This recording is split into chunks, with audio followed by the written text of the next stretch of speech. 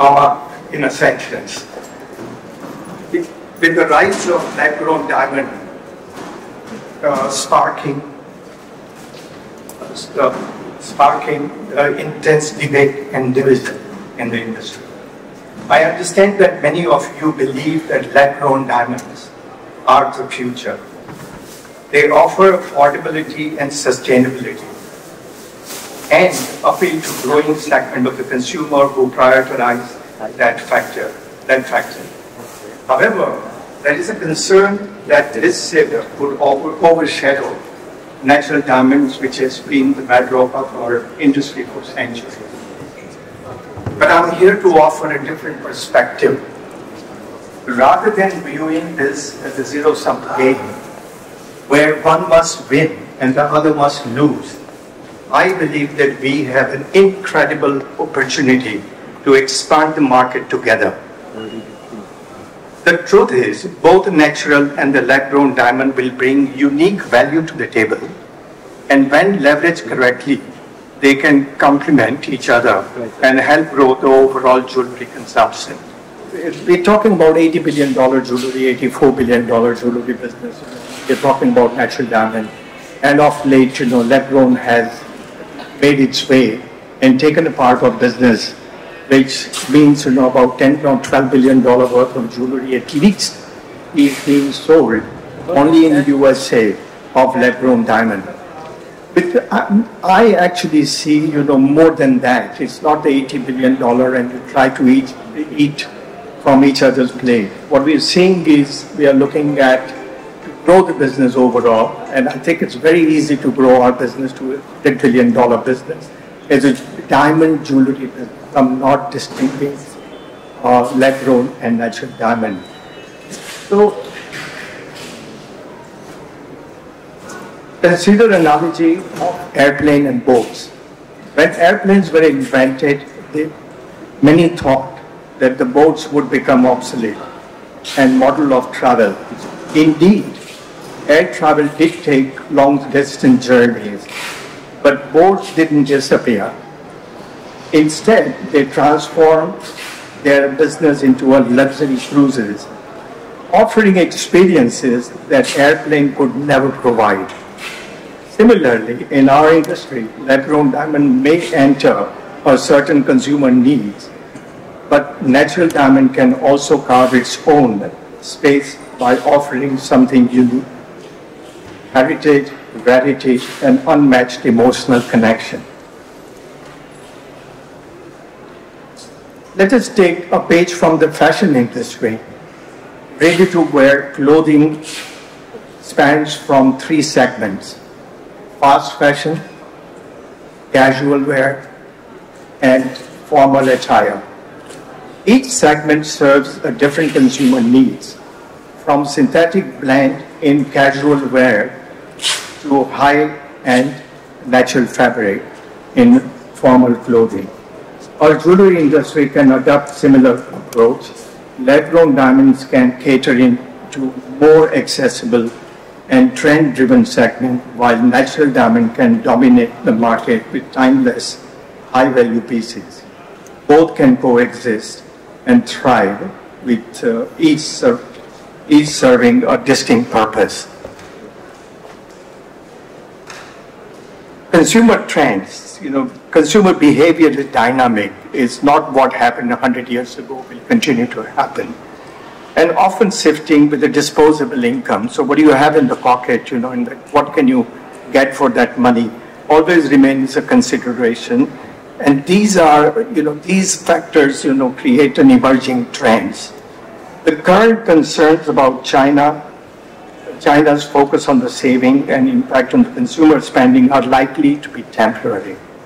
As their economy revives, we will see a return to the consumerism and driven by new trends and desire for luxury. Our job is to be ready with the right offering when the time comes. A few years ago, industry was extremely nervous when Apple introduced stylish smartwatches. Many of us feared that this devices would eat into jewelry business. While Apple may have taken a share of accessories and market, the impact on the jewelry was minimal. Jewelry remains a symbol of personal expression, sentiment, a luxury, qualities that smartwatch, no matter how sophisticated, cannot replace. This experience teaches us that while new innovation can shake things up, they rarely eliminate the demand for its truly timeless, but forces people to become more innovative to match the consumer desire. Now, for those only in the natural diamonds industry, it's important to recognize that lab-grown diamonds are designers' dream. They offer flexibility and the creativity, allowing designers to think out of the box and create exciting new products, including accessories. These innovations should not be seen as a threat, but as an opportunity to enhance the industry and broaden the appeal. Finally, for those who are solely focused on the lab-grown diamonds, I urge you to remember a principle that sometimes less is more. While it is natural to aspire to be the biggest and to outpace competition, we must also think about sustainability. Building a business that lasts and requires us to respect the ecosystem of the industry rather than trying to dominate the market at all costs. A balanced approach will ensure the lab-grown diamonds will contribute positively to the industry without disrupting the delicate balance that we have built over the decades. In conclusion, I urge you to see this moment of opportunity rather than division. The rise of diamonds doesn't mean decline of natural diamonds. It means we have more tools in our toolkit to meet the evolving need of the consumer. Together, we can ensure that whatever it's natural or lab-grown, the diamond remains a symbol of love, commitment, beauty, giving us the opportunity to create fresh product for every season and every occasion for generation to come. Ladies and gentlemen, I just wanted to look at this.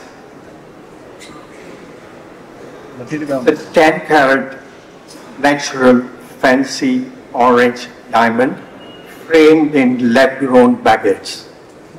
They can really coexist. They look fantastic. And the customer who got this ring finally was in awe. And he said, she said that I could have waited for this thing 10 years and you guys made it happen in 3 months. So I personally believe that, this thing will coexist together and they may be combined in future. Last night, I was having a conversation with Dilip, and you raised a very valid point about it. So, what diamonds have always... See, first of all, the problem with us is we always compare. And the main reason of comparison is store of value. So, Dilip bhai, what is your take on store of value? You remember last night we spoke about it. So, let's kind of separate two things. One is wholesale price and one is retail. Question is, what should be the retail price of a product? I asked that question when you ask this question to Europeans. The answer is, what would they pay? It's not what it costs you. It doesn't really matter what it costs you. You can have shoes, that will cost you $5 manufacturing, and you could be selling it for $200. Are you cheating a customer? And answer is no. It is what the consumer is willing to pay because you have made this product very pretty. Now, we talk about the store of value. And store of value is good for the consumer that is looking for a store of value. So when it comes to natural diamond, there has been a wholesale business, there has been peer-to-peer business, there's market making. When you have a liquidity in the market, automatically you have a price discovery and therefore stability in the price. And that encouraged the jewelers, the retailers to give a buyback guarantee. And therefore that became a store of value, especially in India. A bit is happening in China and Hong Kong also and some other countries, but this is not prevailing everywhere. When you actually move, and so who are the customers?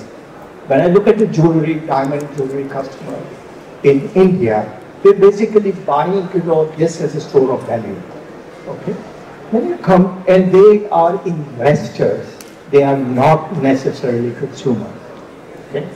When you actually go to the lower price points, etc., and when you look at likes of Chinese, for example, or Americans, they're consumers. They buy today, tomorrow, they dislike it, they chuck it in their drawers, and they'll buy something else. So there is a difference between the consumer and investors. As long as, natural diamond people need to understand this. That, regardless of what happens with the price, the wholesale or lab-grown, it doesn't really matter because it is a product that people are consuming. When you look at the ready-to-wear, fast fashion, what is fast fashion? You're $20, you're buying a beautiful t-shirt or a shirt. What is it made of? Nobody's asking, nobody's bothered. So what we're looking at, we're trying to box in lab-grown diamond into, a concept of what was sold to us for 100 years, store of value. Let's look at that as a consumable product.